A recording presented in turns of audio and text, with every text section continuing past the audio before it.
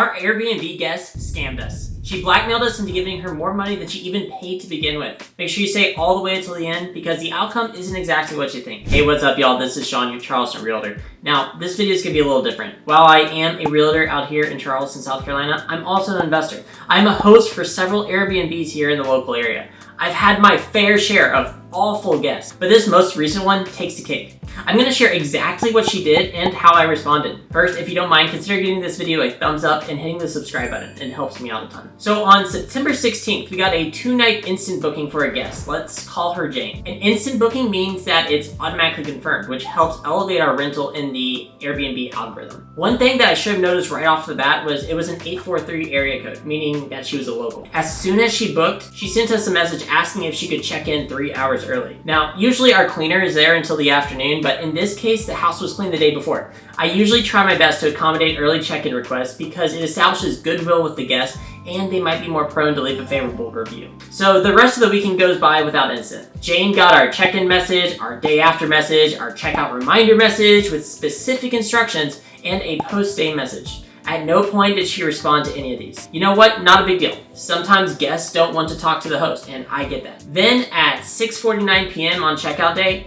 hours after she already left the home, mind you, she messages me through the Airbnb app. Y'all house was dirty and now I have to suffer from ant bites. I want a refund or I will be contacting Airbnb personally. She then sent pictures to show that there was a stain on the rug and shower curtain and that there were ants on the floor. She also sent a picture of her arm that looked to have ant bites. Now, I'm not an ant expert, but the photo she sent looked to be sugar ants and her arm looked to have fire ant bites. Still, that was concerning enough that I stopped what I was doing and I started making phone calls. Since we didn't have guests checking in that day, our cleaner wasn't going to be there until the following day. I also wasn't about to give in to what is a common scam, so I said, "Thank you so much for the pictures. We will be in touch." To which Jane responded with a singular question mark. This is when I shifted to a delayed tactic, just because I needed to pull more information before I could say 100% that she was scamming us. So I responded, "We will need to have our cleaner go and validate the stained rug and the stained shower curtain. We will have our exterminators there tomorrow to check on the ants. This is big news to us. Usually biting ants do not come inside, so we will need to get documentation for it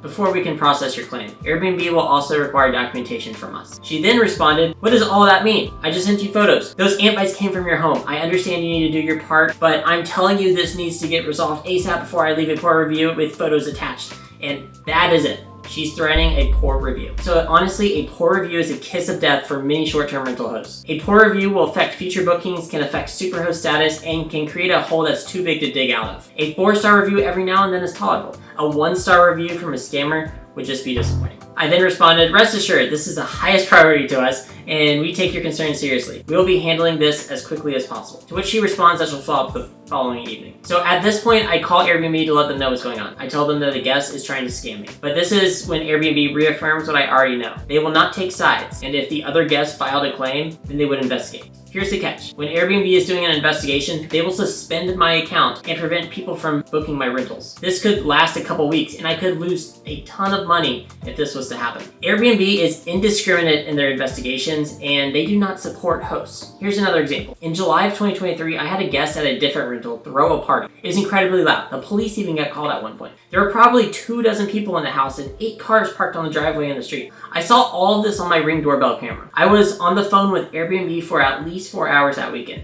Eventually, I got them kicked out and received an extra $200 from Airbnb for damages. But here's the kicker. They banned my account because of my Ring doorbell, which is disclosed in 2 separate places on the listing. They said I have undisclosed cameras, but I didn't. That didn't stop them from suspending new bookings for over a week while they investigated. So it's BS like this that has me worried about this guest. So our cleaner goes over the first thing the next morning. The home is absolutely filthy. Grease and dirty dishes everywhere, excessive trash. There's even food crumbs in every room, on every bed, on every floor. Like, how do you do that? I also called Terminex and get a technician out there the day of, and they retreated the entire place for free since I already have a quarterly treatment schedule with them. The Terminex technician confirms what I already suspected. Those bites on that arm did not come from my house. Anyway, I decide I'm just gonna refund her stay in full, just to make her go away.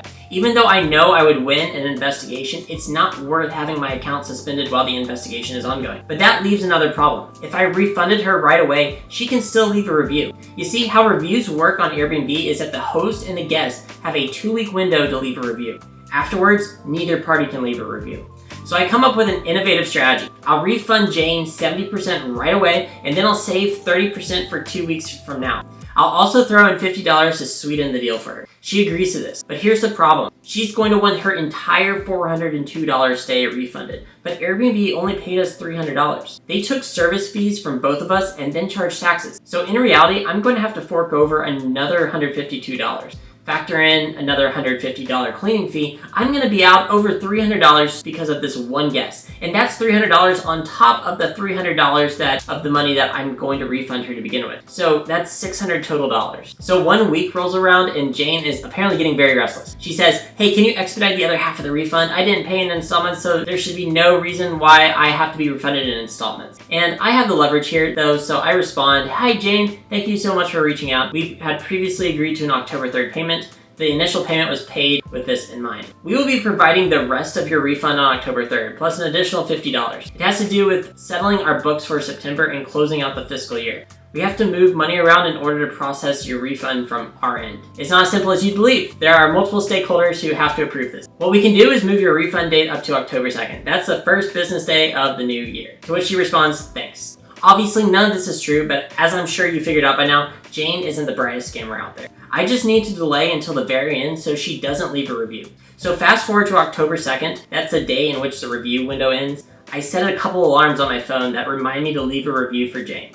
When there were approximately 5 minutes left, I dropped a scathing 1-star review. I feel as though my duty to warn other hosts about this person. The review window closed a minute later, and now I go to refund the rest of the money. So let's recap. A guest stays a full booking period and doesn't say a word. After she checks out, she threatens to leave a bad review if I don't refund her in full. Imagine trying that at a hotel, by the way. But this is what Airbnb hosts have to deal with because some guests know how to game the system.